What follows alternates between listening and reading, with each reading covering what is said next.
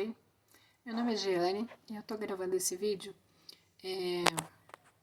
para aceitar um desafio do Pablo Marçal sobre gravar um primeiro vídeo para o YouTube e não parar mais. Há muitos anos eu já gostaria de ter feito alguma coisa que me desse a oportunidade de dar um testemunho de algo que eu vivi. Eu queria fazer esse vídeo, mas que tivesse alguma informação que pudesse ter valor para alguém, para mais alguém além de mim, né? Algo que eu pudesse compartilhar, que pudesse ser útil para alguém. Bom, eu tenho 48 anos, aos 30 anos eu comecei, minto, vou começar um pouco antes. Aos 18 anos eu tive uma crise de taquicardia muito forte de repente, mas foi uma única vez, ninguém nunca descobriu o que era e acabou por isso mesmo, nunca mais tive nada, né, até os 30 anos. Aos 30 anos eu era casada, estava grávida e num exame de rotina eu vi que o meu bebê havia falecido 24 horas, o coração dele havia parado. E no mês seguinte, minha mãe quase morreu nos meus braços, ela perdeu todo o sangue do corpo. Por um milagre, ela está viva, né? E tudo isso me deixou muito abalada. No mês seguinte, eu voltei a ter crises de taquicardia muito forte. As minhas crises, elas iam de 270 a 320 batimentos. E os médicos diziam que eu tinha pânico, né?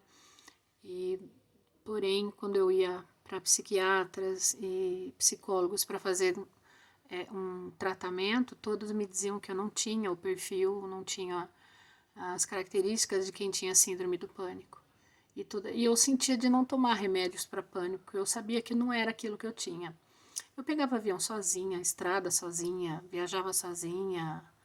Então, assim, não era o tipo de pânico que a gente encontra numa síndrome de pânico, mas também ninguém sabia dizer o que eu tinha. Por conta disso, eu fiquei tomando remédios beta-bloqueadores para o coração por 15 anos e remédios para ansiedade por 15 anos, sem saber ao certo o que eu tinha. Um dia, voltando de um cruzeiro, tive uma taquicardia na estrada, né, quando eu já havia descido do navio, voltando para minha cidade. Chegando na minha cidade, eu fui para o hospital e lá tinha um médico que estava, por acaso, cobrindo um plantão de um amigo, ele nem era aqui da minha cidade. E esse médico sofreu a vida toda do que eu tinha, né? Quando ele me viu, ele falou, você não tem pânico, você tem taquicardia por reentrada nodal.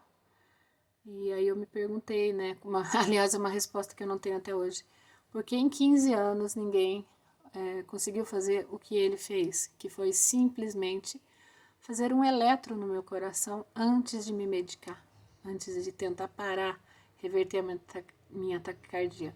Porque é apenas naquele momento, né, com uma crise, que você consegue ver qual é o problema que eu tinha, né, que consegue ver essa taquicardia por reentrada nodal. Em 15 anos com crises frequentes, nenhum médico fez isso para mim. Em todos os cardiologistas que eu fui, da minha cidade até assim, grande parte do interior de São Paulo, fui a vários e nenhum nunca me orientou. Quando tiver uma crise, peça para fazer um eletro antes de ser medicado. Então nunca tive essa orientação, né? Enfim, esse médico fez uma taquicardia, um eletro em mim antes de me aplicar uma medicação que se chama intravenosa, que se chama adenosina. É um remédio que faz seu coração parar por alguns segundos e depois ele volta.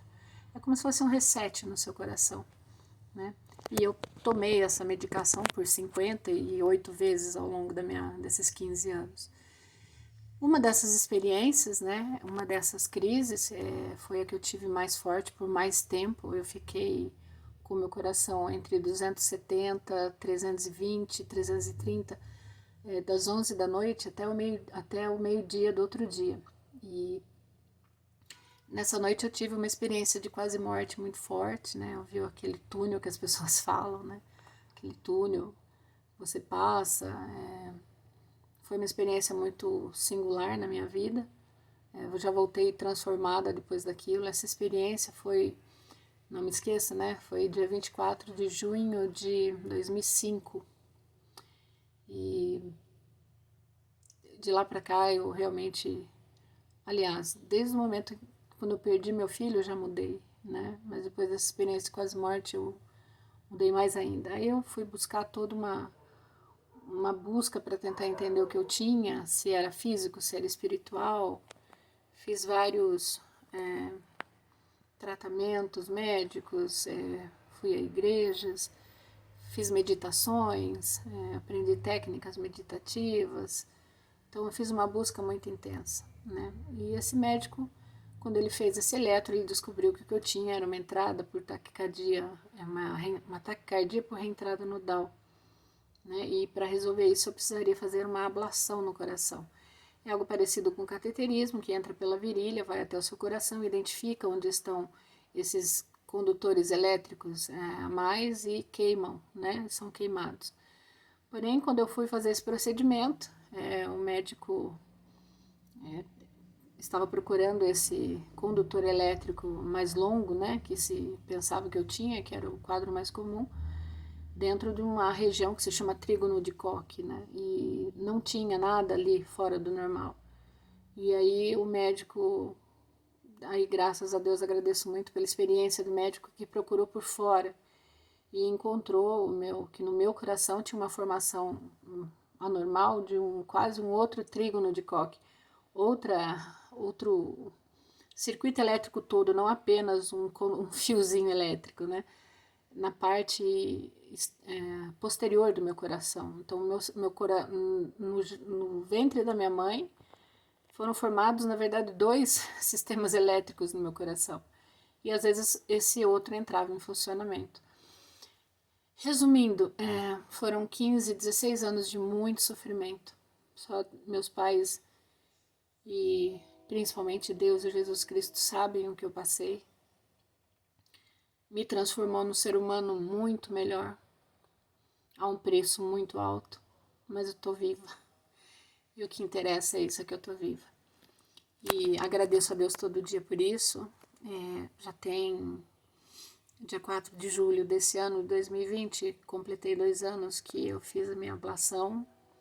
Então agora eu brinco que eu tenho 2 aniversários, né? Eu faço aniversário dia 9 de abril e eu tenho um segundo aniversário dia 4 de julho, né? Então esse ano eu fiz, dia 9 de abril eu fiz 48 anos, mas dia 4 de julho eu fiz 2 anos de idade. Então eu agradeço muito a Deus, porque se não fosse tudo isso que eu passei, eu não estaria aqui hoje, com certeza eu não teria encontrado esse livro, O Milagre da Manhã, que me fez encontrar esse grupo, que me fez encontrar o Pablo Marçal, que me fez gravar esse vídeo e estar aqui dando meu testemunho.